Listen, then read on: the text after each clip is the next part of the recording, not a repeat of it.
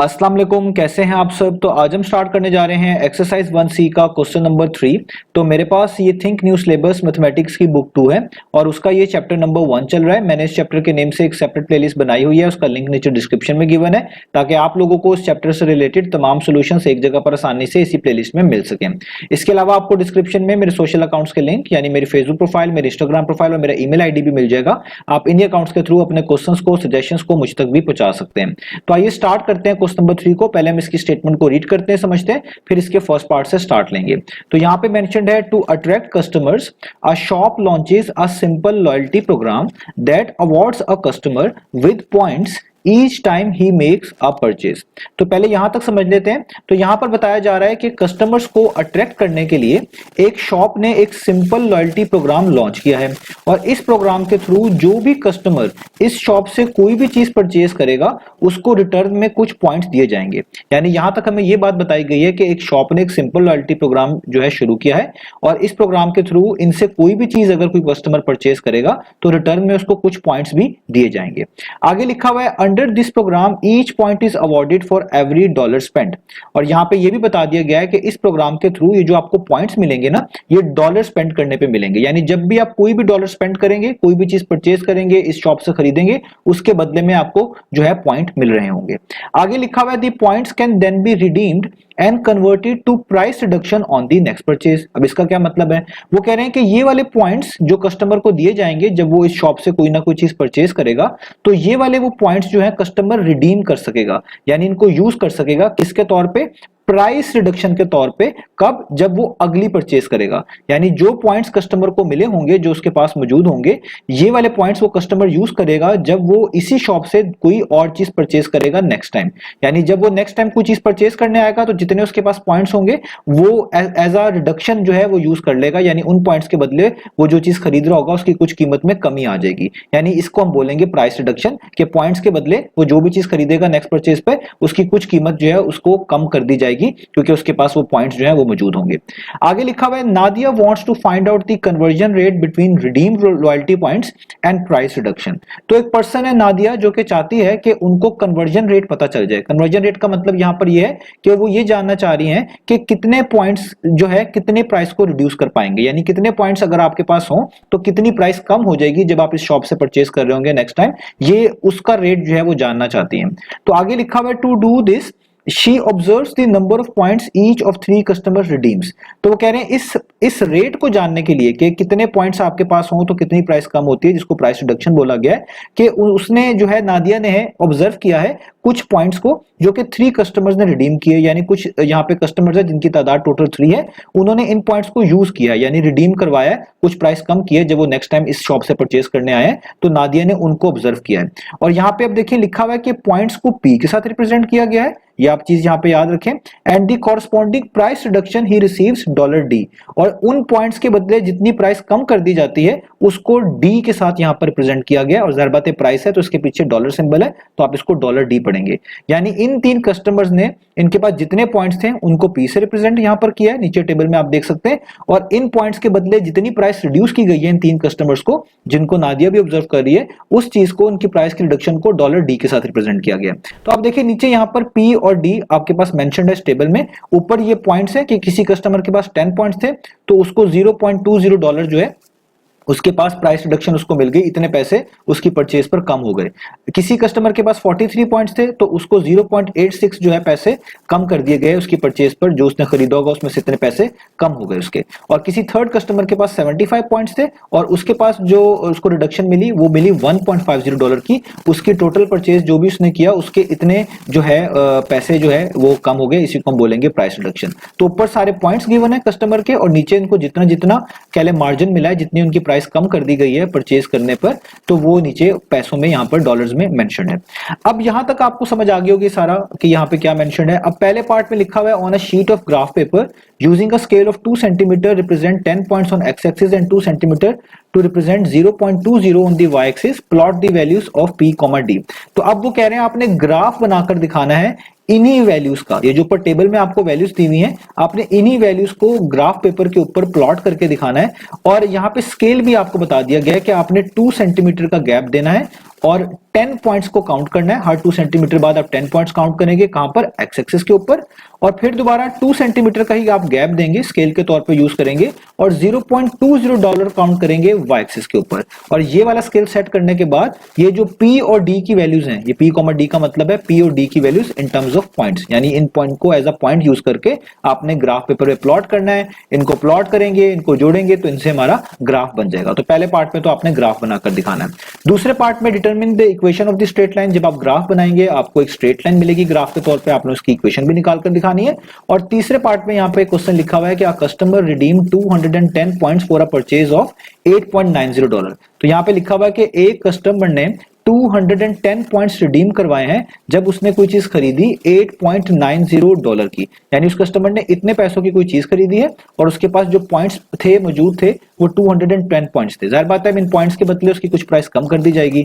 तो आगे यही पूछा जा रहा है calculate the amount he page in cash, तो बताएं फाइनल अमाउंट उसने कितनी पे करी है कैश में। ठीक है, तो ये आपने थर्ड पार्ट में फाइंड आउट करके दिखाना। तो उम्मीद है आपको स्टेटमेंट सारी क्लियर होगी होगी स्टेटमेंट में क्या क्या चीज बताई गई है। अब हम स्टार्ट करते हैं इसके पहले पार्ट से। अब हम ग्राफ पेपर पे जाते हैं और वहां पर इसी डाटा की मदद से हम ग्राफ बनाएंगे। तो आपने इस डाटा को अपने सामने रखना है ताकि ग्राफ बनाते वक्त और जब मैं यहाँ पे समझा रहा हूं आपके लिए कोई भी दिक्कत ना हो। ठीक है, तो अब हम स्टार्ट करते हैं पार्ट नंबर 1 को और ग्राफ बनाते हैं। तो अब हम स्टार्ट कर लेते हैं पार्ट नंबर 2 को। तो पार्ट नंबर 2 में लिखा हुआ है determine the equation of the straight line. तो आपको कहा जा रहा है ये जो आपने ग्राफ बनाया है और इसमें आपको ये स्ट्रेट लाइन मिली है, आपने इस स्ट्रेट लाइन की इक्वेशन फाइंड आउट करके दिखानी है। अब इससे पहले भी पार्ट्स में मैं आपको समझा चुका हूं कि कैसे आप में आपके पास जब कोई ग्राफ होता है उसमें कोई स्ट्रेट लाइन आपको इस तरह मिल रही होती है, आप उसकी इक्वेशन निकाल सकते हैं। तो यहां पर आपको स्लोप इंटरसेप्ट फॉर्म के बारे में पता होना चाहिए, हम उसी की मदद से यहां पर इस लाइन की इक्वेशन निकालने लगे। तो सबसे पहले मैं यहां पर स्लोप इंटरसेप्ट फॉर्म मेंशन कर दूं क्योंकि इससे पहले भी मैं ये यूज कर चुका हूं और उम्मीद है आपको ये चीज पहले से ही आती भी होगी। तो स्लोप इंटरसेप्ट फॉर्म किसको बोलते हैं? तो अगर कोई भी लाइन की इक्वेशन इस फॉर्म में लिखी हो, यानी y equals to mx plus C इस फॉर्म में मेंशन्ड हो, तो हम बोलते हैं कि वो इक्वेशन स्लोप इंटरसेप्ट फॉर्म में मेंशन्ड है। तो स्लोप इंटरसेप्ट फॉर्म में यहां पर y सेपरेट होता है, यहां पे कोई x वाली टर्म होती है, उसमें कोई ना कोई कांस्टेंट ऐड या सब्ट्रैक्ट हो रहा होता है। तो आपने याद रखना है कि x और y जो कि वेरिएबल्स हैं इनके ऊपर पावर 1 होनी चाहिए। अगर इनके ऊपर पावर 1 नहीं है तो फिर जाहिर बात है वो स्लोप इंटरसेप्ट फॉर्म जैसी भी नहीं है। तो स्लोप इंटरसेप्ट फॉर्म आपको मदद देती है किसी भी लाइन की इक्वेशन निकालने में। तो अगर आपको ये m पता चल जाए, m को बोलते हैं ग्रेडियंट, m से मुराद होता है ग्रेडियंट, और ये भी मैं आपको निकालना सिखा चुका हूं इस चैप्टर में। और c से मुराद होता है y इंटरसेप्ट, यानी आपकी लाइन y एक्सिस को कहां पे टच करती है वो होता है आपका y इंटरसेप्ट, जिसको c के साथ रिप्रेजेंट किया जाता है। अगर आप m और c की वैल्यूज निकाल लें किसी ग्राफ से जिसमें आपके पास जो लाइन मौजूद है, तो आप उस लाइन की मदद से जो m और c की वैल्यू आपने निकाली होगी वो यहां पर पुट करेंगे तो आपको आपकी इक्वेशन पता चल जाएगी। तो बेसिकली हमें ग्रेडियंट चाहिए m और हमें c चाहिए। अब ग्रेडियंट जो होता है m, उसका फॉर्मूला भी आपको आता है, वो होता है राइज डिवाइडेड बाय रन। और राइज का मतलब होता है बेसिकली वर्टिकल चेंज, आप इधर लिखेंगे राइज का मतलब होता है वर्टिकल चेंज, यानी कुछ यूनिट्स ऊपर और नीचे अगर आप मूव करें तो जो चेंज आता है उसी को राइज, उसी को वर्टिकल चेंज बोलते हैं। और अगर आप कुछ यूनिट्स राइट या लेफ्ट मूव करें हॉरिजॉन्टली तो उसका नाम होता है रन, जिसको हम बोलते हैं हॉरिजॉन्टल चेंज। तो vertical change divided by horizontal change करें तो आपको ग्रेडेड मिलता है, जिसको हम कभी कभार स्लोप भी बोल लेते हैं। तो अब इसको निकालने के लिए आपने क्या करना है, आपने अपने ग्राफ पर 2 पॉइंट सेलेक्ट करने हैं और 2 पॉइंट्स ऐसे होने चाहिए जिनके कोऑर्डिनेट्स आपको मालूम हो। तो देखिए मैं यहां पर इस ए पॉइंट को सिलेक्ट कर लेता हूं क्योंकि मुझे इस ए पॉइंट के कोऑर्डिनेट्स भी पता है, और इस बी पॉइंट को सिलेक्ट कर लेता हूं क्योंकि मुझे इसके भी कोऑर्डिनेट्स पता है। ऐसे पॉइंट ही सिलेक्ट करिएगा जिसके कोऑर्डिनेट्स आपको मालूम हो, तभी आपके लिए ग्रेडेड निकालना आसान होगा। अब आप ये सिलेक्ट करें कि आपने किस पॉइंट से शुरू होना है, कहां से आप स्टार्ट करेंगे और किस पॉइंट तक जाएंगे।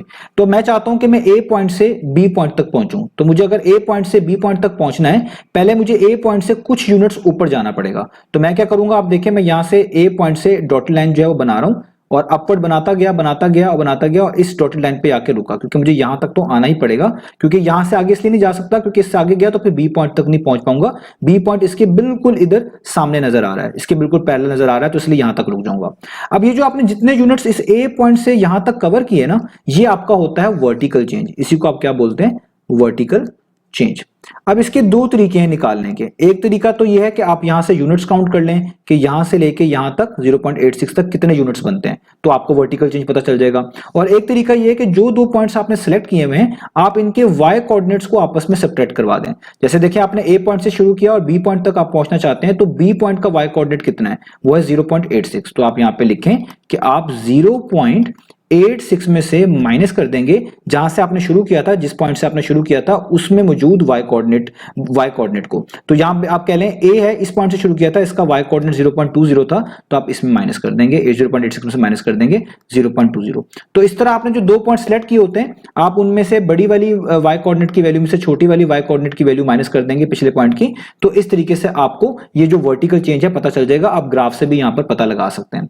अब हॉरिजॉन्टल चेंज क्या होगा, देखिए आप इस पॉइंट तक पहुंच गए, अब इस पॉइंट से जाहिर बात है आपको राइट साइड पे मूव करना पड़ेगा कुछ यूनिट्स, तभी जाकर आप इस बी पॉइंट तक पहुंचेंगे। तो ये जो आपने चेंज यहां पे कवर किया, ये आपका कहलाता है हॉरिजॉन्टल चेंज।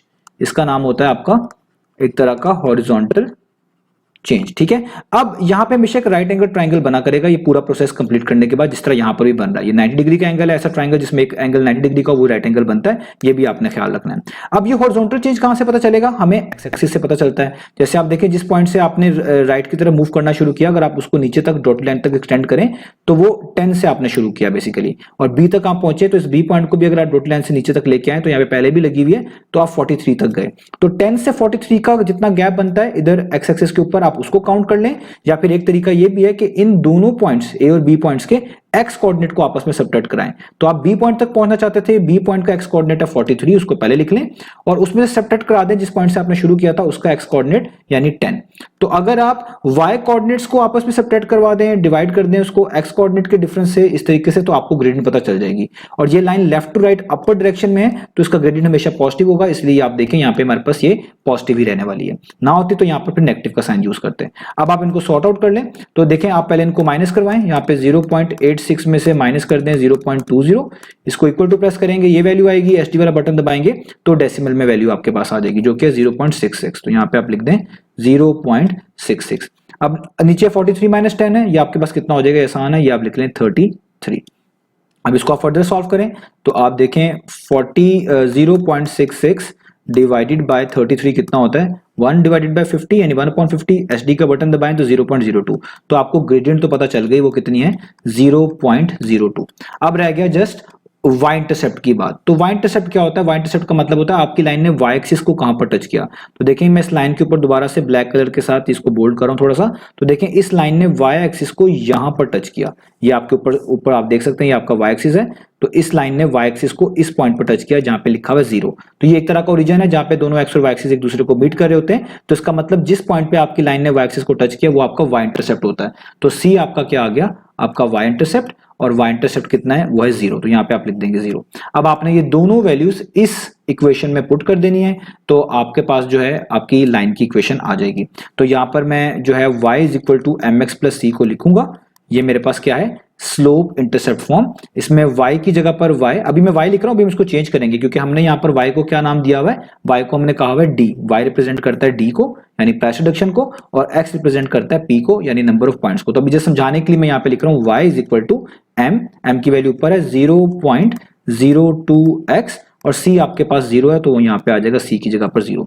अब आप जानते हैं y को आपने क्या कहा हुआ है, y को तो आपने कहा हुआ है y रिप्रेजेंट करता है y एक्सिस पे जो वैल्यूज हैं d को, तो आप यहाँ पे y की जगह पे क्या लिख देंगे d, और 0.02 वैसे का वैसे ही, और x इसको रिप्रेजेंट करता है, x रिप्रेजेंट करता है नंबर ऑफ पॉइंट्स को। x एक्सिस के ऊपर आपने नंबर ऑफ पॉइंट्स को कहा था, लिया था, उसकी वैल्यूज ली थी, तो आप x की जगह पे क्या लिख देंगे इस तरीके से p।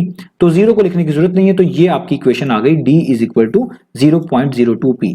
तो इसी इक्वेशन को अब आपने नेक्स्ट पार्ट में भी यूज करना है। तो उम्मीद है आपको समझ आ गई होगी। अब चलते हैं इसके नेक्स्ट पार्ट की तरफ।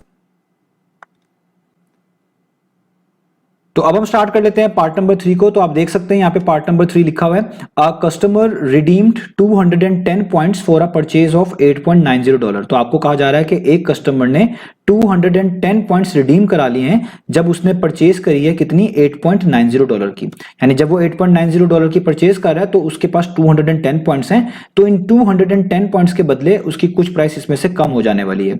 तो वो आगे लिख रहे हैं calculate the amount he page in cash. तो बताएं उसको एक्चुअल अमाउंट देनी कितनी पड़ेगी। तो आपको पहले ये पता होना चाहिए कि 210 पॉइंट्स की वजह से उसको कितनी प्राइस कम देनी पड़ेगी। तो जब वो आपको प्राइस पता चलेगी कि कितनी प्राइस कम हो जाएगी, फिर आप इस टोटल प्राइस में से वो वाली प्राइस माइनस कर देंगे तो आपको एक्चुअल अमाउंट पता चल जाएगी जो कि इस कस्टमर को देनी होगी। अब ये कहां से पता लगाएंगे, इसकी इक्वेशन से। और अभी मैं आपको पार्ट नंबर 2 में इक्वेशन निकालकर बता चुका हूं जो कि थी d is equal to 0.02p, और इसमें d जो है वो रिप्रेजेंट करता था प्राइस रिडक्शन को, और यही आपको चाहिए भी कि 210 पॉइंट्स के लिहाज से कितनी प्राइस रिड्यूस हो गई, और पी रिप्रेजेंट करता था पॉइंट्स को, जो कि हमें यहाँ पर पहले से बताए हुए 210। तो पी की वैल्यू आपको यहाँ पर बताई हुई ऊपर 210, पहले वो आप यहाँ पर पुट कर दें। तो डी इज इक्वल टू 0.02 वैसे का वैसे ही, और पी की जगह पे क्या आ जाएगा आपके पास 210। यहां तक आपने इसको मैनेज कर लिया। अब आप इसको यहां पर मल्टीप्लाई कर लें, तो अगर आप 0.02 को मल्टीप्लाई करें 210 से, तो आपके पास आता है 21/5। ये एसडी वाला बटन यूज करेंगे तो ये आता है 4.2। अब याद रखिएगा ये 4.2 हो या 4.20 हो, इसका मीनिंग एक ही है, क्योंकि कैलकुलेटर अक्सर औकात इसमें डेसिमल के बाद, ये जो पहला डिजिट है इसके बाद अगर जीरो आ रहा है तो यहाँ पे आपको जीरो नहीं दे रहा होगा, अगर आगे कोई और वैल्यू नहीं है। तो ये 4.20 आप कह लें या 4.2 कह लें, इसका मीनिंग एक ही यहां पर लेना है। तो डी आपके पास आ गया 4.2, मैं यहाँ पे जीरो खुद से लिख रहा हूं, जीरो, और ये डी है तो ये डॉलर्स में होगी। ठीक है, यहां तक आपने कर लिया, यानी इतनी प्राइस अब उसको कम देनी पड़ेगी। तो टोटल प्राइस उसने, टोटल का परचेज किया कितना, उसने किया $8.90 का, तो कितनी अमाउंट उसको देनी पड़ेगी, तो आप यहां पे लिखेंगे अमाउंट ही पेज। सो कितनी अमाउंट देनी पड़ेगी, टोटल का जो उसने परचेज है उसका, वो कितना परचेज है $8.90 का, तो आप कहेंगे कि $8.90 में से माइनस कर दें $4.20। ठीक है, तो यहां पे हम करते हैं 8.90 में से माइनस 4.20, तो आपके पास आ रही है ऑलमोस्ट 4.7, यानी उसको जो प्राइस देनी पड़ेगी वो देनी पड़ेगी जस्ट 4.7। आप इसे 4.7 लिख लें या 4.70 लिख लें, एक ही मीनिंग है, मैंने आपको बता दिया। कैलकुलेटर में डेसिमल के बाद, ये फर्स्ट डिजिट के बाद लास्ट वाला जीरो अक्सर नहीं मेंशन किया जा रहा था, अप्रोक्सीमेटली प्रोसीजर वही बनती है। तो आप इसको खुद से जब करेंगे तो आपको ऑटोमेटिकली यहाँ पर जीरो एंड पे नजर आएगा। ठीक है, तो इसका मतलब ये वो अमाउंट थी जो कि उसने पे करनी थी। तो यहां पर हमारे पास ये इसका आंसर आ गया, थर्ड पार्ट भी खत्म हो गया। तो उम्मीद है आपको तमाम पार्ट समझ आए होंगे। इंशाल्लाह नेक्स्ट वीडियो में मिलेंगे बाकी सॉल्यूशंस के साथ। तो अब आपको सामने पार्ट नंबर 1 की जो स्टेटमेंट है वो भी लिखी हुई नज़र आ रही है, ऊपर जो टेबल बना हुआ है वो भी यहाँ पर नज़र आ रहा है। तो इस टेबल को तो हम स्टेटमेंट के साथ डिस्कस कर चुके हैं। इसमें ये पी जो है रिप्रेजेंट करेगा नंबर ऑफ पॉइंट्स को, जैसे 10, 43, 75 ये नंबर ऑफ पॉइंट्स हैं, और डी जो है वो रिप्रेजेंट करेगा प्राइस रिडक्शन को, जो कि डॉलर्स में है, जैसे 0.20, 0.86 और 1.50। ये सब वैल्यूज जो हैं डॉलर्स में आप कंसिडर कर रहे होंगे। और आप स्टेटमेंट के मुताबिक समझ चुके हैं कि जब आप नेक्स्ट परचेज के लिए इस शॉप पर जाएंगे, जितने ज़्यादा आपके पास पॉइंट्स होंगे जमा, उतनी ही ज़्यादा आपको प्राइस कम मिलेगी, यानी उतनी प्राइस रिडक्शन आपको मिली जाएगी। और अगर आपके पास पॉइंट्स कम होंगे तो नेक्स्ट परचेज पर इस शॉप से आपको जो प्राइस रिडक्शन मिलेगी वो भी थोड़ी कम मिलेगी। तो पी आपने बस याद रखना है, ये नंबर ऑफ पॉइंट्स को रिप्रेजेंट करता है, और डी आपको याद रखना है प्राइस रिडक्शन इन डॉलर्स को रिप्रेजेंट कर रहा है। अब हम यहाँ पर ग्राफ बनाना है, तो इस स्टेटमेंट को समझ लेते हैं। यहाँ पे लिखा हुआ है on a sheet of graph paper, यानी ग्राफ पेपर के ऊपर using a scale of 2 centimetre to represent 10 points on the X axis. तो अब आपको एक्स एक्सिस के ऊपर स्केल बताया जा रहा है कि एक्स एक्सिस के ऊपर आपने 2 सेंटीमीटर के गैप के बाद 10 पॉइंट्स को काउंट करना है, या यूं भी कह सकते हैं 2 सेंटीमीटर का गैप 10 पॉइंट्स को शो कर रहा होगा। तो आपने एक्स एक्सिस के ऊपर पहले 2 सेंटीमीटर का गैप देना है, 10 काउंट कर लेंगे, फिर उससे आगे दोबारा से 2 सेंटीमीटर का गैप और नेक्स्ट 10 पॉइंट्स, यानी 10 + 10 कितने हो जाएंगे, 20 पॉइंट्स। तो इस तरह 10, 20, 30, 40, ये 10-10 का गैप जो है आपके पास आ रहा होगा 2 सेंटीमीटर के गैप के साथ। तो ये आपने एक्स एक्सिस के ऊपर स्केल सेट करना है। ये जब हम ड्रॉ करेंगे ग्राफ, तो आपको ये और अच्छे से समझ आ जाएगा। आगे लिखा हुआ है 2 centimetre to represent $0.20 on the Y axis. अब आपने वाई एक्सिस के ऊपर भी 2 सेंटीमीटर का गैप ही यूज़ करना है, यानी 2 सेंटीमीटर का गैप आप यूज़ करेंगे वाई एक्सिस के ऊपर, और 2 सेंटीमीटर का गैप रिप्रेजेंट कर रहा होगा $0.20 को, यानी हर 2 सेंटीमीटर के बाद आप $0.20 जो है ना उसको रिप्रेजेंट कर रहे होंगे। यानी अगर आपने पहले 2 सेंटीमीटर का गैप दिया 0.20 लिखा है, तो नेक्स्ट 2 सेंटीमीटर में आप 0.20 में 0.20 मजीद ऐड कर देंगे तो 0.40 हो जाएगा, फिर आगे 0.60। तो इस तरह हर 2 सेंटीमीटर $0.20 को ही एग्जैक्टली जो है रिप्रेजेंट कर रहा होगा वाई एक्सिस के ऊपर। तो एक्स एक्सिस के ऊपर नंबर ऑफ पॉइंट्स आएंगे, और वाई एक्सिस के ऊपर उन्होंने खुद कह दिया आपको प्राइस रिडक्शन इन डॉलर्स, यानी डी आएंगी, इनकी वैल्यूज आएंगी। आगे लिखा हुआ है plot the values of P comma D. ये बेसिकली पॉइंट आपको यहां पर दिया गया है। तो आपको कहा गया कि आपने इन पी और डी वैल्यूज़ को जो है एज अ पॉइंट कंसीडर करना है, और इन पॉइंट को प्लॉट करके दिखाना है। जब आप इन पॉइंट्स को प्लॉट कर लेंगे, उनको मिलाकर ऑटोमेटिकली आपको ग्राफ भी पता चल जाएगा। तो यहाँ पर हम पहले इन डाटा की मदद से पॉइंट्स बना लेते हैं। तो यहाँ पर मैं खुद से आपको समझाने के लिए एक पॉइंट नंबर ए नाम दे रहा हूँ, तो आप कोई भी नेम कर सकते हैं पॉइंट को। तो आप देखिए सबसे पहले वैल्यू पी की आप लिखेंगे, यहाँ पर भी पी लिखा हुआ है, तो आपने पी की वैल्यू देखनी ऊपर से क्या है, वो है 10, और आगे डी की वैल्यू उसके नीचे लिखी हुई है उसकी प्राइस रिडक्शन, जो कि है डी, जो कि 0.20। तो इस तरह देखें आपने पॉइंट्स बनाते जाने हैं। आगे आप एक बी पॉइंट खुद से इसका नाम रख लें, फिर दोबारा ऊपर देखें पी के वैल्यू क्या है, वो है 43 और उसकी कॉरस्पॉन्डिंग जो नीचे डी की वैल्यू है वो कितनी है, वो है 0.86। अब इसी तरीके से आपने लास्ट वाला पॉइंट देखें, इसका नाम हम रख लेते हैं सी, और इसमें आप देखें ऊपर वाली पी की वैल्यू क्या है, वो है 75 और कॉमा, और डी की वैल्यू क्या है, उसके नीचे लिखी हुई है $1.50। तो ये देखें, ये आपने 3 पॉइंट्स यहाँ पर इसी डाटा की मदद से लिख लिए। अब आपने इन पॉइंट्स को प्लॉट करना है इस स्केल की मदद से जो यहाँ पे बताया गया है, और इससे ग्राफ बनेगा और उससे ही हम आगे अपने बाकी पार्ट्स कर पाएंगे। तो आइए अब बनाते हैं हम इससे ग्राफ। तो ग्राफ बनाने से पहले एक चीज़ आप और याद रखिएगा कि आप देख सकते हैं P और D की वैल्यूज़ जो आपने X और Y एक्सिस के ऊपर रिप्रेजेंट करनी है, इधर कोई भी नेगेटिव वैल्यू नहीं है। तो जब नेगेटिव वैल्यू नहीं है तो हमें नेगेटिव X एक्सिस और नेगेटिव Y एक्सिस जो है बनाना नहीं पड़ेगा, क्योंकि कोई ऐसी वैल्यूज़ ही नहीं है जो कि उन एक्सिस के ऊपर चाहिए हो। तो इसलिए आपने उससे नहीं कन्फ्यूज़ होना कि मैंने नेगेटिव X एक्सिस और नेगेटिव Y एक्सिस क्यों नहीं यहाँ पर बनाया। तो अब यहाँ पर आप देख सकते हैं, ये मेरे पास ग्राफ पेपर है। हम सबसे पहले जो है इस पर हॉरिजॉन्टल एक्सिस को जो है वो यहाँ पर ड्रॉ करेंगे। तो मैं यहाँ पर हॉरिजॉन्टल एक्सिस जो है सबसे पहले ड्रॉ करता हूँ। हॉरिजॉन्टल एक्सिस को ही आप एक्स एक्सिस बोलते हैं, तो यहाँ पे पहले हम हॉरिजॉन्टल एक्सिस को जो है आसानी से ड्रॉ कर लेते हैं। ठीक है, तो उम्मीद है आपको ये क्लियर नज़र आ रहा होगा। तो मेरे पास थोड़ा सा इतना बेहतर सेटअप नहीं है, तो यहाँ पे ये देखिए मैंने रूलर को रख लिया। अपने रूलर को बिल्कुल स्ट्रेट रखेंगे और यहाँ से एक लाइन बना लें, और ये आपके पास बन जाएगा आपका हॉरिजॉन्टल एक्सिस, जिसको आप एक्स एक्सिस ही बोलेंगे। तो मैं ये बॉल पेन यूज़ कर रहा हूँ, आपके पास शार्प पेंसिल होनी चाहिए, उससे ज़्यादा बेहतर है। यहाँ पर इसकी इंक जो है थोड़ी सी फैल जाती है, इस वजह से थोड़ा सा ग्राफ जितना और बेहतर बन सकता है शायद उतना ना बने, लेकिन आपके पास जो ग्राफ बनेगा वो बिल्कुल ठीक बनेगा। आपने मेरी बस इंस्ट्रक्शंस फॉलो कर लेनी है, जो मैं आपको इंस्ट्रक्शन बता रहा हूँ उसी से आपको आसानी हो जाएगी। तो यहाँ पे देखिए मैंने हॉरिजॉन्टल एक्सिस जब ड्रॉ कर लिया, अब मुझे वर्टिकल एक्सिस भी ड्रॉ करना है। तो यहाँ पर मैं इस तरीके से वर्टिकल एक्सिस भी ड्रॉ कर लेता हूँ। मैंने रूलर को बिल्कुल स्ट्रेट रखना है और एक इस तरह की वर्टिकली स्ट्रेट लाइन जो है लगा देनी है। तो मैं अपने रूलर को एडजस्ट कर लूँ अच्छे से, ताकि मैं एक वर्टिकल एक्सिस जो है अच्छे से ड्रॉ कर पाऊँ। तो ये देखें, ये मैंने वर्टिकल एक्सिस जो है ड्रॉ कर लिया। तो वर्टिकल एक्सिस को मैं यहाँ तक लेके आया हूँ, हॉरिजॉन्टल एक्सिस को थोड़ा सा आगे तक लेके आया हूँ, क्योंकि मुझे इधर वैल्यूज़ चाहिए नहीं, तो इसलिए मैंने पूरा यहाँ पर ड्रॉ नहीं किया, एक्सटेंड नहीं किया। आपको चाहिए होंगी तो आप इसको एक्सटेंड करेंगे और जाहिर बात है इसकी पोजीशन थोड़ी सी बेहतर होगी। तो जहाँ पे दोनों एक्सिस एक दूसरे को टच कर रहे हैं, इसको बोलते हैं ओरिजिन। यहाँ पे आप लिख देंगे 0।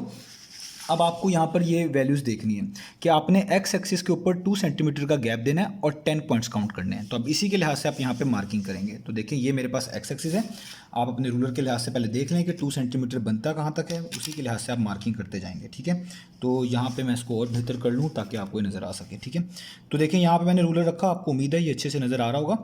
तो ये आप देखें, तो ये मैंने जो रूलर रखा हुआ है यहाँ पे 0 बिल्कुल मेरे वाई एक्सिस के ऊपर है। तो 0 से लेकर यहाँ तक मेरे 2 सेंटीमीटर पूरे होते हैं, और 2 सेंटीमीटर को अगर आप एग्जैक्टली ऊपर देखें तो वो यहाँ पर करके बनता है। तो मैं यहाँ पे एक मार्क लगा दूंगा, ये जिस तरह मैंने लगाया अभी, ये मेरा पहले जो है 2 सेंटीमीटर मैंने पूरे कर लिए। अब नेक्स्ट 2 सेंटीमीटर जाहिर बात है 2 + 2 4 होते हैं, यहाँ पे पूरे होंगे, तो अगला मेरा 2 सेंटीमीटर यहाँ पे पूरा होगा, मैं यहाँ पे मार्क लगा दूंगा। नेक्स्ट 2 सेंटीमीटर 4 + 2 6 होते हैं, यहाँ पे पूरे होंगे, तो मैं यहाँ पे मार्क लगा दूंगा। अब आप देखें, अब आपको रूलर की जरूरत नहीं है, क्योंकि अगर आप यहाँ पे ये चीज़ देखें, पैटर्न देखें कि 2 बिग बॉक्स आप छोड़ें तो 2 सेंटीमीटर पूरे होते हैं, 2 आप यहाँ पर बिग बॉक्स छोड़ें तो नेक्स्ट 2 पूरे होते हैं, 2 बिग बॉक्स छोड़ें तो नेक्स्ट 2 बनते हैं। तो मेरे ग्राफ पेपर के मुताबिक अगर मैं 2 बिग बॉक्स छोड़ूं, 2 बड़े डब्बे छोड़ दूं, तो मेरे 2 सेंटीमीटर पूरे होते हैं। तो मुझे यहाँ पर अब रूलर की जरूरत नहीं है, मैं अपने फेयर गैस से बता लूँगा यहाँ पर कि जैसे ये आपके पास 2 बिग बॉक्स आप छोड़ें तो यहाँ पर ये दूसरा बिग बॉक्स खत्म होता है, तो यहाँ पे आपका नेक्स्ट 2 सेंटीमीटर पूरा होगा। इस तरह ये 2 बिग बॉक्स छोड़ें तो यहाँ पे खत्म होता है, तो यहाँ पे आपका 2 सेंटीमीटर पूरा होगा। ये 2 बिग बॉक्स छोड़ें तो यहाँ पे आपका 2 सेंटीमीटर पूरा होगा। इस तरह यहाँ पे छोड़ें तो आपके पास यहाँ पर होगा, और यहाँ पर छोड़ें तो आपके पास यहाँ पर होगा। अब मैं इनके ऊपर, इनके नीचे इनकी वैल्यूज़ लिख लूँ, क्योंकि हमने 2 सेंटीमीटर को रिप्रेजेंट करना है 10 पॉइंट्स के लिहाज से। तो 2 सेंटीमीटर का गैप है, तो पहले क्या आएगा यहाँ पे 10, फिर दोबारा 2 सेंटीमीटर का गैप है तो नेक्स्ट 10, नेक्स्ट 10 का मतलब है पिछले 10 में 10 ऐड कर दो, तो 10 + 10 कितना होता है 20। अब फिर 2 सेंटीमीटर का गैप है तो नेक्स्ट 10, तो पिछले 20 में 10 ऐड कर दें, 20 + 10 30। तो इस तरह आप लिखते जाएं, ये हो जाएगा 40, यहाँ पे 40 + 10 50, 50 + 10 60, 60 + 10 70 और 70 + 10 80। तो यहाँ पर हो गया। और ये आपके पास हॉरिजॉन्टल एक्सिस है और इसके ऊपर आप P रिप्रेजेंट कर रहे हैं, तो इसलिए आप यहाँ पे लिख देंगे P, और P से मुराद क्या, नंबर ऑफ पॉइंट्स, ये आप यहाँ पे मेंशन कर दीजिएगा, नंबर ऑफ पॉइंट्स। ठीक है, तो यहाँ तक आपको भी समझ आ गई। अब वर्टिकल एक्सिस की बारी है, और वर्टिकल एक्सिस पे आप जानते हैं स्केल तो 2 सेंटीमीटर वाला ही है, यानी 2 सेंटीमीटर का गैप ही आपने देना है, लेकिन काउंट क्या करना है, डॉलर्स में 0.20, हर 2 सेंटीमीटर के बाद आपने $0.20 बढ़ाते जाना है। तो आइए अब यहाँ पे चलते हैं। तो देखिए यहाँ पर भी 2 बिग बॉक्स 2 सेंटीमीटर के इक्वल होंगे। आप इस तरह रूलर रख के भी देख सकते हैं, जिस तरह मैंने देखिए रूलर रखा हुआ है कि यहाँ से लेके यहाँ तक 2 सेंटीमीटर पूरे होते हैं, ये 2 लिखा हुआ है। ठीक है, आप इसको किसी भी तरीके से रख सकते हैं, यूँ भी रख सकते थे आप अपनी आसानी के लिए। जैसे आप देखें, ये 0 से लेकर यहाँ तक आपका जो है ये एग्जैक्टली यहाँ पर 0 से लेकर यहाँ तक देखें 2 सेंटीमीटर पूरा होता है, तो आप खुद से भी यहाँ पे मार्क लगा सकते हैं कि ये आपका फर्स्ट 2 सेंटीमीटर यहाँ पे पूरे हो रहे हैं। तो बात वही है कि आप बिग बॉक्स छोड़ें तो मेरे पास 2 सेंटीमीटर पूरे होते हैं मेरे ग्राफ के मुताबिक। आप अपने रूलर और अपने ग्राफ के मुताबिक देख लीजिएगा।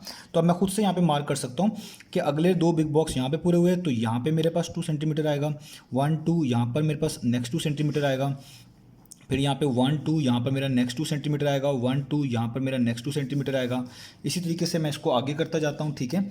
तो यहाँ पे 1 2 ये मेरे पास नेक्स्ट 2 सेंटीमीटर, और फिर दोबारा आप देखें यहाँ पर 1 2 तो यहाँ मेरे पास नेक्स्ट 2 सेंटीमीटर, और इसी तरीके से 1 2 यहाँ पे ये नेक्स्ट 2 सेंटीमीटर, 1 2 यहाँ पर ये मेरे पास नेक्स्ट 2 सेंटीमीटर। अभी मैंने यहाँ तक लिख लिया, और चाहिए होंगे तो और मार्किंग कर लूँगा।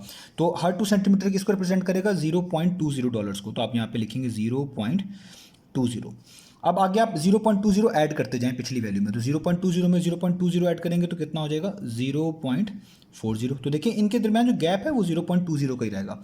अब 0.40 में फिर दोबारा 0.20 ऐड करें तो 0.60, ठीक है, ये हो गया। अब 0.60 में फिर 0.20 ऐड करें तो 0.80, 0.80 में फिर दोबारा 0.20 ऐड करें तो पूरे $1 हो जाएंगे, यानी 1.00। अब 1.00 में 0.20 ऐड करें तो ये हो जाएगा 1.20। 1.20 में अगेन 0.20 ऐड करें तो ये हो जाएगा 1.40। 1.40 में आप 1.20 ऐड करें तो कितना हो जाएगा 1.60, और 1.60 में अगेन 1.20 ऐड करें तो आपके पास कितना हो जाएगा 1.80। तो यहाँ तक आपने देखें लिख लिया, और यहाँ तक ही हमारी वैल्यूज हमें चाहिए होंगी तो ये काफ़ी हो जाएंगी। अब मैं इसमें यहाँ पर ये भी लिख देता हूँ कि हमने वाई एक्सिस के ऊपर यहाँ पे मेंशन क्या करना है। तो देखिए यहाँ पे मेरा ये वर्टिकल एक्सिस खत्म हुआ, तो आप यहाँ पे लिखेंगे $D, और D का मतलब आप जानते हैं क्या है, इसका मतलब है प्राइस रिडक्शन। तो ये चीज़ें आपने ज़रूर अपने एक्स और वाई एक्सिस के ऊपर मेंशन कर देनी है, ठीक है। तो अब देखिए मैंने सारी मार्किंग कर ली, वर्टिकल एक्सिस के ऊपर भी और हॉरिजॉन्टल एक्सिस के ऊपर भी। अब बारी है पॉइंट्स को प्लॉट करने की। अब ये सबसे इंपॉर्टेंट काम है। अगेन मेरे पास ये बॉल पेन है, इसको हम क्या बोलेंगे, और इसकी जो आगे इंक है वो थोड़ी सी कभी कभार डिस्प्लेस हो जाती है, फैलती है, तो आपके पास शार्प पेंसिल होनी चाहिए या कोई ऐसी चीज़ होनी चाहिए जिसकी इंक ना यहाँ पर फैले, ताकि आपका ग्राफ ना ख़राब हो। बाकी मैं कोशिश कर रहा हूँ कि जितना नीट रह सके वो नीट रहे, बाकी आपने अपनी चीज़ों को ज़रूर देखना है। अब यहाँ पर आप देखें ए पॉइंट जो है उसमें जो आपके पास पहला कोऑर्डिनेट है ना, इसको मैं एक्स कोऑर्डिनेट बोलूँगा, और जो दूसरा कोऑर्डिनेट है इसको मैं वाई कोऑर्डिनेट बोलूँगा। एक्स कोऑर्डिनेट एक्स एक्सिस के ऊपर ढूंढा जाता है, Y coordinate vertically axis Y axis के ऊपर ढूंढा जाएगा। तो आप देखें ए पॉइंट में एक्स कोऑर्डिनेट 10 है और वाई कोऑर्डिनेट जो है वो 0.20 है। तो पहले आप एक्स कोऑर्डिनेट को ढूंढे 10 कहाँ पर है, तो देखिए 10 तो यहाँ पर है, और वाई कोऑर्डिनेट में 0.20 ढूंढे वो कहाँ पर है, वो यहाँ पर है। तो इसका मतलब 10 के एग्जैक्टली ऊपर और 0.20 के बिल्कुल सामने जो होगा आपका ये वाला पॉइंट आएगा। अब आप यहाँ पर ये डायरेक्ट भी लगा सकते हैं और रूलर की मदद भी ले सकते हैं। अगर आपको थोड़ी सी प्रॉब्लम आ रही हो, आप पहले 10 से एक स्ट्रेट डॉट लाइन ऊपर की तरफ बनाएं और तब तक उसको बनाते रहिएगा जब तक वो 0.20 के सामने नहीं आ जाती। जैसे आप देखिए मैंने बिल्कुल रूलर जो है ना वर्टिकली 10 के ऊपर रखा हुआ है, तो मैं बिल्कुल लाइट सा यहाँ पर डॉट लाइन बनाऊंगा यहाँ तक। ये देखिए मैंने ऊपर बनाई डॉट लाइन और बिल्कुल 0.20 से सामने भी डॉट लाइन बनाऊंगा इस तरीके से कि वो इस लाइन को आकर टच कर जाए।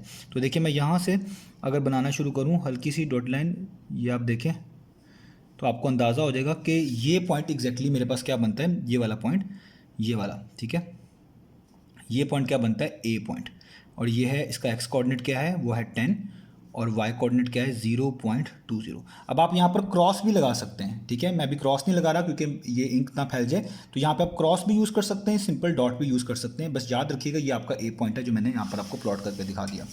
अब आपका बी पॉइंट है। बी पॉइंट में देखें एक्स कोऑर्डिनेट 43 है और वाई कोऑर्डिनेट एक तरह का 0.86 है। अब 43 कहाँ पर होगा, 43 जाहिर बात है 40 और 50 के दरमियान होगा। तो अगर आप यहाँ से मैनेज कर पाएँ और जान पाएंगे 43 कहाँ पर है तो आप डायरेक्ट यहाँ पर मार्क कर लेंगे। लेकिन अगर आपको मुश्किल हो रही हो कि भाई 40 और 50 के दरमियान 2 सेंटीमीटर का गैप है, ये इनका मिड बनता है, यानी मिड का मतलब 40-50 का 45, तो 45 से पीछे 43 कहाँ पर करके होना चाहिए। तो ये आप अगर आपको मुश्किल हो रही है तो आप इसको स्केल की मदद से भी निकाल सकते हैं एग्जैक्टली कहाँ पर बनेगा, और अगर आपको आइडिया हो जाए कि कहाँ पर होना चाहिए उस तरह भी आप इसको मैनेज कर सकते हैं। तो ये टोटली आप पर डिपेंडेंट है। तो मैं यहाँ पर आपको स्केल वाला मेथड इसलिए बता रहा हूँ ताकि कहीं और पे अगर आपको इसकी ज़रूरत हो तो आप वहाँ पर इसको आसानी से निकाल पाएँ। तो हम क्या करेंगे, हमें एक्स एक्सिस के ऊपर 43 ढूंढना है, तो हम इसका स्केल की मदद लेंगे। इस पर स्केल क्या था, 2 सेंटीमीटर रिप्रेजेंट करता था 10 पॉइंट्स को। आप यहाँ पे लिख लें कि 2 सेंटीमीटर एक तरह का रिप्रेजेंट करता है कितने पॉइंट्स को, 10 पॉइंट्स को। अब ये रफ वर्क का काम है जस्ट आपको समझाने के लिए, तो आप इसको ऐसे ही समझ लीजिएगा। अब आप याद रखें आपको 10 पॉइंट्स नहीं चाहिए, आपको चाहिए 43 पॉइंट्स, क्योंकि आपने ये ढूंढना है कि 43 पॉइंट्स कितने सेंटीमीटर बाद आएगा। तो आपको 10 की जगह पे बनाना है 43। जब भी किसी नंबर की जगह पे कोई और नंबर बनाना होगा आपने याद रखना है पहले हमने उसको 1 बनाना है। तो 10 को 1 कैसे बना सकते हैं, किसी भी नंबर को 1 बनाना उसको उसी सेम से डिवाइड कर दिया जाता है। तो आप यहाँ पर अगर 10 को 10 से डिवाइड कर दें तो यहाँ पे 1 बनेगा। तो याद रखिएगा जो चीज़ यहाँ पे डिवाइड करवाएंगे वही साइड पे भी करवाएंगे। तो अगर मैं यहाँ पर 10 डिवाइड करवा रहा हूँ तो मैं इधर भी 10 डिवाइड करवाऊंगा इस तरीके से, और इधर भी 10 डिवाइड करवाऊंगा इस तरीके से। जस्ट समझाने के लिए आप इसको डायरेक्टली फॉलो कर सकते हैं, तो ये आप अपने सोल्यूशन का पार्ट ना बनाइएगा, रफ वर्क में करिएगा। तो अब देखें यहाँ पे 10 10 से कट जाएगा, तो यहाँ पे क्या आ जाएगा 1, ये एक तरह का 1 पॉइंट आ गया। तो आपको पता चल गया एक पॉइंट जो है वो 2/10 सेंटीमीटर की दूरी पर होगा। अब आपको ये पता चलना है, पता लगाना है कि 43 पॉइंट्स कितना दूर होगा। तो अगर एक पॉइंट इतने सेंटीमीटर की दूरी के बाद आएगा तो 43 पॉइंट्स क्या आएगा, वो कब मिलेगी, कितने सेंटीमीटर के बाद आएगा। तो जाहिर बात है 1 को 43 बनाना पड़ेगा। 1 को 43 बनाने का तरीका एक ही है, 1 मल्टीप्लाई बाय 43, क्योंकि 1 43 टाइम्स 43 होता है। तो आप यहाँ पर भी 43 से मल्टीप्लाई कर दें, ये जैसे मैंने कर दिया, और यहाँ पर भी कर दें। 1 को 43 से मल्टीप्लाई करेंगे 43, तो इसका मतलब आपको पता चल जाएगा कि 43 पॉइंट्स कितने सेंटीमीटर दूर आएगा। अब आप इसको सॉल्व कर लें, मैं यहाँ पर कैलकुलेटर की मदद से आपको बता रहा हूँ, वैसे भी कर सकते हैं, ईजी है। जस्ट टाइम बचाने के लिए आप लिखेंगे 2 डिवाइडेड बाई 10 मल्टीप्लाई बाय 43, तो ये आपके पास वैल्यू आएगी। ये वाला बटन प्रेस करिएगा तो ये आ रहा है 8.6। तो आपको यहाँ से पता चल रहा है कि 8.6 सेंटीमीटर दूर होगा एग्जैक्टली 43 वाली वैल्यू, जिसको आप 43 पॉइंट बोल लें, ठीक है। तो अब देखिए हमें पता चल गया, अब हम आसानी से ढूंढ सकते हैं। अब हम 8.6 सेंटीमीटर देखेंगे एक्स एक्सिस के ऊपर कहाँ पर जाके कंप्लीट होता है। तो देखिए ये मैंने रूलर अपना रखा, ये मेरे पास है मेरा रूलर, इसको मैं थोड़ा सा बेहतर कर लूँ ताकि आपको अच्छे से दिखा सकूँ कि मेरे पास सेटअप इतना बेहतर नहीं है। तो ये देखें, ये आप देखें कि मैंने अपने रूलर को कहाँ पर रखा हुआ है। ये मैंने रूलर बिल्कुल आप देखें जो है ना एक तरह का, चलें अब देखें, अब आप रूलर को देखिएगा, ये मेरा जीरो बिल्कुल इस जीरो के नीचे है, इस लाइन के ऊपर 0 1 2 3 4 5 6 7 8, यहाँ पर 8 सेंटीमीटर पूरे हो गए। अब आपको ये मार्किंग्स पढ़नी आनी चाहिए, जो शायद मेरी इस वीडियो में इतनी अच्छी विजिबल ना हो, लेकिन आपके रूलर पे आसानी से विजिबल होंगी। छोटी लाइंस को आप पढ़ेंगे 8.1 8.2 8.3 8.4 8.5 और ये आएगी 8.6। तो इस जो आपको 8.6 मिल रहा होगा उसी पे एग्जैक्टली आपने ना इस तरह का निशान लगा देना, जैसे मैंने लगा दिया कि ये आपका 8.6 बना। तो 8.6 जहाँ पर आपका बना है, जैसे ये 8 है, ये 8.5 और थोड़ा सा आगे ये इसका क्या है 8.6, तो ये आपका होगा एग्जैक्टली 43। तो मैं यहाँ पे छोटा सा लिख रहा हूँ, 43 आपको लिखने की ज़रूरत नहीं है, ठीक है। अब आपने इसी तरीके से देखना है कि भाई 0.86 कहाँ पर होगा। अब 0.86 में होना है वर्टिकल एक्सिस के ऊपर, तो 0.86 ज़ाहिर बात है 0.80 और 1.00 के दरमियान होगा। तो इसको भी हम एग्जैक्टली निकाल लेते हैं बिल्कुल इसी प्रोसीजर से। आप इसका स्केल यूज़ करें जो वाई एक्सिस के ऊपर था। तो वाई एक्सिस के ऊपर क्या स्केल था, 2 सेंटीमीटर रिप्रेजेंट करता है किसको, 0.20 डॉलर्स को। तो यहाँ पे भी आपको 0.20 नहीं बल्कि 0.86 चाहिए। तो 0.20 को 0.86 बनाने के लिए पहले इसको 1 बनाना पड़ेगा। 1 बनाने के लिए इसी सेम नंबर से दोनों तरफ डिवाइड कर दें, यहाँ पर भी डिवाइड कर दें 2 डिवाइडेड बाय 0.20 और यहाँ पर भी डिवाइड कर दें। 0.20 को 0.20 से डिवाइड करेंगे तो 1 ही आएगा, तो मैं 1 ही लिख रहा हूँ। अब 1 बन गया, 1 को 0.86 कैसे बना सकते हैं, मल्टीप्लाई करके दोनों तरफ 0.86 से मल्टीप्लाई कर दें। तो यहाँ पे 2 डिवाइडेड बाय 0.20 करेंगे, यहाँ पर भी 1 मल्टीप्लाई बाय, इसको मैं यहाँ पे मल्टीप्लाई कर रहा हूँ सॉरी 0.86 से, यहाँ पे लिख दिया मैंने 0.86 मल्टीप्लाई बाय 2 डिवाइडेड बाय 0.20 या 2/0.20। यहाँ पे भी 0.86 से मल्टीप्लाई कर दें तो ये हो जाएगा 1 मल्टीप्लाई बाय 0.86, तो ये 0.86 ही आ जाएगा। तो इसको भी अगर आप सॉल्व करेंगे ना, तो इसको कैलकुलेटर से कर लें या जैसे भी इसको मैनेज कर लें, तो आपके पास ये भी 8.6 सेंटीमीटर ही आएगा। तो इससे आपको ये पता चलेगा कि भाई अगर आप 0.86 डॉलर को ढूंढना चाहते हैं वर्टिकल एक्सिस पे, तो वो 8.6 सेंटीमीटर की दूरी के बाद मिलेगा। तो आइए अब इसको देखते हैं यहाँ पर, ठीक है। तो यहाँ पर अगेन रूलर रखें आप इस तरीके से, ये मैंने रूलर रख लिया और इसमें आपने थोड़ा सा ध्यान रखना है कि आपका ज़ीरो वाला बिल्कुल प्रॉपर्ली अलाइंड हो। ये मैं आपको इस तरीके से दिखा दूँ तो ज़्यादा बेहतर है, आई थिंक सो। हम यहाँ ऊपर से नीचे आ जाते हैं, 0.86 ढूंढना हमने। तो देखें ये 8 है, याद रखिएगा, ठीक है। आप रूलर को किस तरह भी रख सकते हैं। तो ये 8.5 है, ये देखें ये 8 है, ये 8.5 है। तो मुझे थोड़ा सा ऊपर जाना है, तो मैं थोड़ा सा ऊपर देखूं तो ये मेरे पास एग्जैक्टली 8.6 बन रहा है।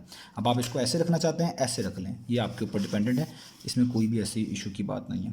ये देखें ये मैंने रख लिया अपने रूलर को बिल्कुल, थोड़ा सा मार्जिन इसलिए रखा हुआ ताकि आपको समझाना आसान हो। तो देखें मेरा बिल्कुल ये जो ज़ीरो वाला है ये जीरो इस बिल्कुल जीरो के सामने इस लाइन हॉरिजॉन्टल एक्सिस के ऊपर ये जीरो आ रहा है। 1 2 3 4 5 6 7 8, ये 8 है, ये 8.5 है और 8.6 की अगली छोटी सी लाइन जो है 8.6 है, तकरीबन आप कह लें यहाँ पर करके है ये यहाँ पर, ये देखिए मैंने हल्का सा मार्क लगा दिया यहाँ पर, ठीक है। तो ये आपका क्या बन रही है 8.6 कह रहा हूँ सॉरी 0.86 8.6 सेंटीमीटर बनती है यहाँ पर, और 8.6 सेंटीमीटर जो है वो 0.86 को रिप्रेजेंट करता है, तो 0.86, ठीक है। अब आप ढूंढ सकते हैं पॉइंट को, 43 यहाँ पर है, 0.86 यहाँ पर है, तो यहाँ से भी आप इस तरह डॉटेड लाइन बना लें ताकि आपके लिए थोड़ा सा बेहतर हो जाए। तो देखिए मैंने 43 पर स्केल रखा है अपना इस तरीके से ये रूलर, और मैं एक स्ट्रेट लाइन जो है ना बनाना चाहता हूँ डॉटेड लाइन, और वो इस तरह की लाइन होनी चाहिए कि मेरे पास जो है इस 0.86 के बिल्कुल सामने तक आ जाए। तो मैं अब इसको यहाँ पे देख रहा हूँ कि मैं इसको कैसे बना सकता हूँ। तो ये देखिए मैं इसको बिल्कुल जो है ना, मेरे पास ये थोड़ी सी थिकनेस इसकी इंक की वजह से ज़्यादा हो जाती है, लेकिन आपके पास लेड पेंसिल होगी तो उम्मीद है आप इसको बेहतर कर लेंगे। तो देखिए मैं पहले यहाँ तक बना ली डॉटेड लाइन, और अब यहाँ से भी कर लेता हूँ 0.86 के बिल्कुल सामने से, ताकि मुझे एग्जैक्टली आइडिया हो जाए कि मेरा ये पॉइंट कहाँ पर करके आएगा। तो देखिए मैं 0.86 से जो है ना ये लाइन बनाने लगा हूँ, तो यहाँ पे बनाता हूँ मैं। तो देखिए मैं 0.86 से डॉट लाइन बनाता ला रहा हूँ, तब तक लाता रहूँगा जब ये नीचे डॉट लाइन की बिल्कुल पास आ जाएगी, उससे जुड़ जाएगी। तो देखिए यहाँ पे आके तकरीबन ये जुड़ रही है। तो ये एक पॉइंट है एग्जैक्टली, अगर आप देखें ये वाला एक पॉइंट है, ये वाला, तो ये है आपके पास इसका बी पॉइंट, और इसका एक्स कोऑर्डिनेट है 43 और वाई कोऑर्डिनेट है 0.86, ठीक हो गया। तो ये मैंने कर लिया। आपके पास लेड पेंसिल होगी तो आपकी इंक नहीं फैलेगी, मेरे पास थोड़ी सी यहाँ पर इंक जो है ये फैल जाती है। तो अब देखें ए और बी पॉइंट दोनों मार्क कर लिए। अब सी, तो सी में देखें एक्स कोऑर्डिनेट 75 है, तो एक्स कोऑर्डिनेट 70 बड़ी आसानी से मिल जाएगा क्योंकि यहाँ पे 70 है, यहाँ पर 80 है, और 70 और 80 का सेंटर 75 ही होगा। तो जाहिर बात है ये 2 बिग बॉक्स इनके दरमियान गैप है, तो पहला बिग बॉक्स जहाँ पे खत्म होगा यहाँ पे करके एग्जैक्टली यही आपका क्या होगा 75। तो इसको ढूंढना बहुत आसान है, इसमें सारी वर्किंग करने की जरूरत नहीं है। बाकी 1.50 को आपने ढूंढना है तो ये भी बड़ा आसानी से मिल जाएगा, क्योंकि देखें 1.50 कहाँ पर आएगा, वो आएगा 1.40 और 1.60 के दरमियान। तो 1.40 और 1.60 के सेंटर जो है वो बिल्कुल ये बनता है, क्योंकि इसमें भी 2 बिग बॉक्स का गैप है। तो पहला बिग बॉक्स जहाँ पे खत्म होगा यहाँ पर करके, तो यही आपका होगा 1.50, क्योंकि 1.50 सेंटर बनता है 1.40 और 1.60 का, तो बिल्कुल सेंटर में ही होगा। तो वो आप खुद से भी आसानी से बता सकते हैं। अब यहाँ पे भी हम ये डॉटेड लाइन वाला कंसेप्ट यूज़ कर लेते हैं। तो ये 75 है, मैं 75 से ऊपर एक डॉटेड लाइन बना लेता हूँ, ठीक है, ताकि आपके लिए आसानी हो जाए। तो यहाँ पे मैं इस डॉटेड लाइन को बनाने लगा हूँ। तो देखिए मैं डॉटेड लाइन बना रहा हूँ, कहाँ तक बनाता जाऊँगा, जब तक कि मैं जो है अपनी वैल्यू यानी 1.50 के पास नहीं चले जाता। तो देखिए यहाँ तक मैं आ गया, और अब यहाँ पर मैं 1.50 से बना लूँ। ये मेरे पास 1.50 वाली लाइन है, तो यहाँ से मैं बनाना शुरू करता हूँ। थोड़ी सी इसको मुझे ऊपर रखना पड़ेगा, ठीक है। तो आपने बहुत ध्यान रखना है, ये थोड़ा सा भी आपका रूलर अगर यहाँ पे हिलेगा तो प्रॉब्लम बनेगी। तो देखें ऑलमोस्ट ये वाला जो पॉइंट है जहाँ पे दोनों लाइंस मिली, ये वाला पॉइंट जो आपका बन गया सी पॉइंट, और इसके कोऑर्डिनेट क्या है, एक्स कोऑर्डिनेट इसका 75 है यानी पी, और इसका डी कितना है वो है 1.50, ठीक है। तो ये तीनों हमारे पास पॉइंट्स हो गए। अब आपने इस पॉइंट को ए, इस पॉइंट को बी और इस पॉइंट सी को एक स्ट्रेट लाइन से जोड़ देना है, और वही आपका ग्राफ होगा। तो अब आपने इसको देखना है मैं कैसे ज्वाइन कर रहा हूँ। तो पहले मैं अपना रूलर सेट कर लूँगा, क्योंकि मेरा रूलर जितना बेहतर सेट होगा उतना ही मेरा बेहतर ग्राफ होगा, ठीक है। तो मैं अपने रूलर को पहले कोशिश करूँगा जिस हद तक हो सके सेट कर लूँ, ठीक है। तो मैं अपने रूलर को रखूँ। तो याद रखिएगा मेरे पास यहाँ पे ये थोड़ा सा बॉल पॉइंट वाला प्रॉब्लम है, आपके पास लेड पेंसिल होंगी तो आपके पास ग्राफ और भी बेहतर आएगा। तो देखिए अब मुझे लग रहा है कि मैं इन तीनों में से जो है वो ज्वाइन कर लूँगा लाइन। तो मैं यहाँ से एक बिल्कुल स्ट्रेट लाइन बनाई, और देखिए यहाँ ओरिजिन तक ले आया। देखिए मैंने तीनों पॉइंट्स को ज्वाइन कर दिया। तो जो मैंने तीनों पॉइंट्स को ज्वाइन किया है यही मेरा ग्राफ है, इसी को हम बोलेंगे कि ये हमारा ग्राफ है, ठीक है। तो इस तरीके से आपने ये ग्राफ जो है बनाना था। ये आपको अगर वर्किंग करे बगैर ही यहाँ पे पॉइंट्स पता चल जाएंगे, आप अपने ग्राफ पेपर के लिहाज से देखिएगा तो आप इसको बगैर वर्किंग के भी कर सकते हैं। मैंने आपको वर्किंग भी समझा दी है कि वर्किंग किस तरह आपको हेल्प करती है। तो उम्मीद है आपको ये मुकम्मल ग्राफ जो है समझ आ गया होगा। अब चलते हैं इसके नेक्स्ट पार्ट की तरफ।